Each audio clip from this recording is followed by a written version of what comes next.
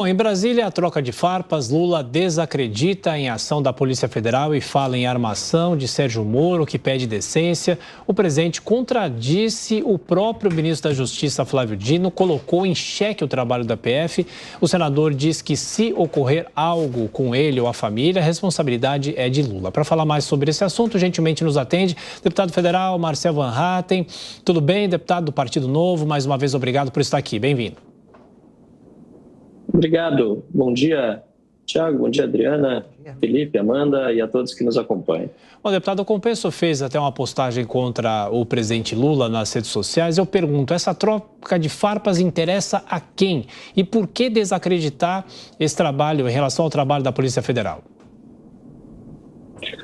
Olha, Thiago, na verdade, Lula ele voltou à presidência da República no modo ódio e rancor. Aqueles que achavam que seria Lula paz e amor, apesar de não haver nenhuma evidência de que isso aconteceria, agora estão provando de um governante que voltou para a presidência da República para se vingar, como ele mesmo disse. É algo que eu já vinha dizendo há alguns meses, né, inclusive em artigos veiculados na imprensa, de que esse Lula era um Lula ódio e rancor, mas agora ele mesmo está dizendo isso e não apenas disse que um dos seus objetivos para que tudo fique bem é se vingar de Sérgio Moro, e que ele vinha repetindo isso durante o tempo em que estava preso, como agora também desacreditou o trabalho da própria Polícia Federal, atacando diretamente as instituições.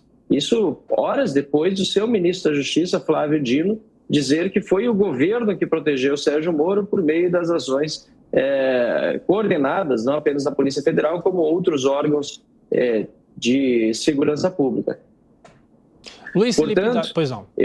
A quem interessa isso? Essa é a sua pergunta, né? Dávila? Bom dia, deputado Marcel. Me parece muito mais grave do que apenas uma troca de farpas. Bom dia, Marcel.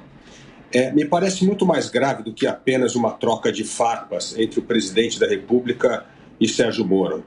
Me parece um presidente que vive numa realidade paralela, que não aceita os fatos, e quando os fatos contradizem a sua crença, ele joga fora os fatos para pegar a sua crença.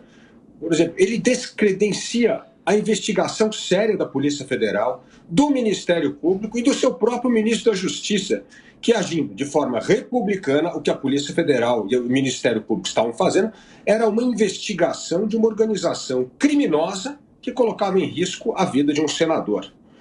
Então ele simplesmente ignora os fatos, fala que aquilo é uma armação, mas essa realidade paralela está afetando o governo inteiro, deputado. Porque, ele entende que o Banco Central aumenta juro por causa de uma idiosincrasia do presidente do Banco Central e não uma questão do que é responsabilidade dele apresentar um arcabouço fiscal.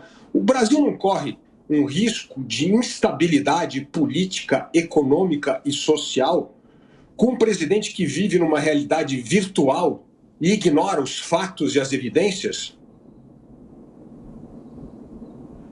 Com certeza, Felipe, concordo com sua análise, e nós já vivemos uma instabilidade política e econômica muito grande. No Congresso nada ainda foi votado, mas também percebe-se que nada avança. A instabilidade econômica está aí, bolsa caindo, moedas estrangeiras subindo em virtude da desvalorização do real, que foi a maior do mundo no dia de ontem, e esses ataques ao Banco Central promovidos por Luiz Inácio Lula da Silva são justamente para tentar encobrir esse fracasso econômico que até aqui tem sido também o seu governo, com aumento de gastos sem nenhum tipo de responsabilidade fiscal. O que eu também concordo com você é que ele realmente está vivendo uma realidade paralela, mas é a realidade que não tem caráter.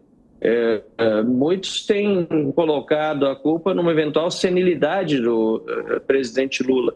Eu acho isso até injusto com tantas pessoas idosas que são completamente conscientes e honestas e não viveram a vida toda de dar golpes na opinião pública, como foi o caso de Lula, a vida toda, repito, inclusive, sobretudo agora no último período eleitoral, dizendo, ele e principalmente os seus apoiadores, de que o amor venceria, e agora nós estamos vendo apenas ódio, rancor e desejo de vingança. Amanda Klein.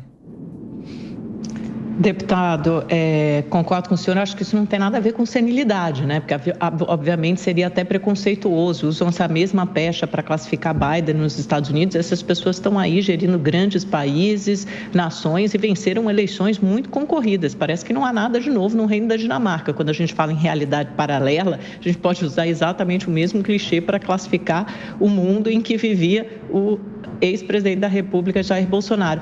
Mas só para rodar um assunto e explorar outro aspecto que me parece bastante importante, o senhor, na sua fala, falou falou sobre as medidas provisórias e que nada anda no Congresso, está tudo parado. E ontem a gente assistiu a uma subida de tom grave entre presidente da Câmara e do Senado, uma disputa entre as duas casas sobre o rito de tramitação das MPs. O senhor tem acompanhado isso? O que deve sair disso? Qual a avaliação do Senado? Porque aí parece ser uma disputa não entre colorações ideológicas ou partidos, mas entre as duas casas do Congresso. E isso sim pode ter reflexos importantes para o governo e, claro, para a sociedade em geral. É verdade, Amanda. A gente está vendo um problema muito grande de conflito entre o Senado e a Câmara. O sistema que foi adotado de votação diretamente em plenário de medidas provisórias não é um sistema que me agrada. Inclusive, nós, do Novo, solicitamos, em questão de ordem, que retornássemos ao sistema anterior, que é o sistema previsto pela Constituição. Agora, o que também nós ponderamos, junto com o presidente Arthur Lira, na reunião de líderes, é que, se há uma vontade da Câmara dos Deputados de mudar o sistema, retirando as comissões mistas, que são, de fato, comissões em que muitos assuntos são tratados sem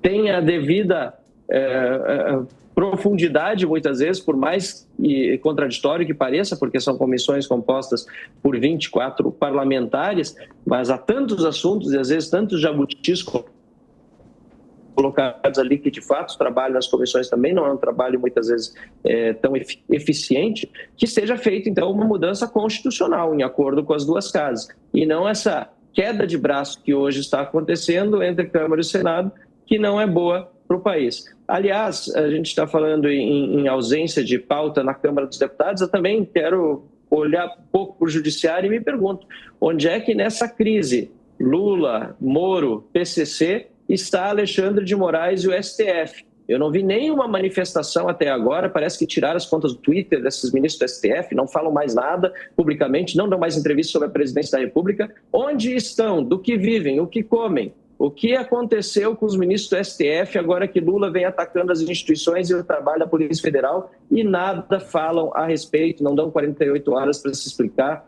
nada como se via antes na história desse país. A Câmara dos Deputados pretende agir como na prática com relação a esse caso Lula-Sérgio Moro, PCC, com relação às falas do presidente e também no combate às facções? Eu imagino que é papel também do Poder Legislativo agir e agir rápido. Nós estamos avaliando quais são os meios adequados. Felizmente, o próprio Senado já havia colocado à disposição do ministro Sérgio Moro a Polícia Legislativa. E é importante frisar, não foi só trabalho da Polícia Federal, tivemos vários órgãos envolvidos, inclusive a Polícia Legislativa, mas é claro que esse é o caso específico. Nós precisamos avançar sobre propostas de legislação que acabem por um fim ao crime organizado no Brasil e que aqueles que fazem cumprir a lei, que são os magistrados, promotores, procuradores, não se sintam ameaçados como hoje estão no Brasil. Deputado Marcel Van Hatten, do Partido Novo, mais uma vez, obrigado pela atenção, bom fim de semana, até a próxima. Muitíssimo obrigado, um abraço, até a próxima. Abraço.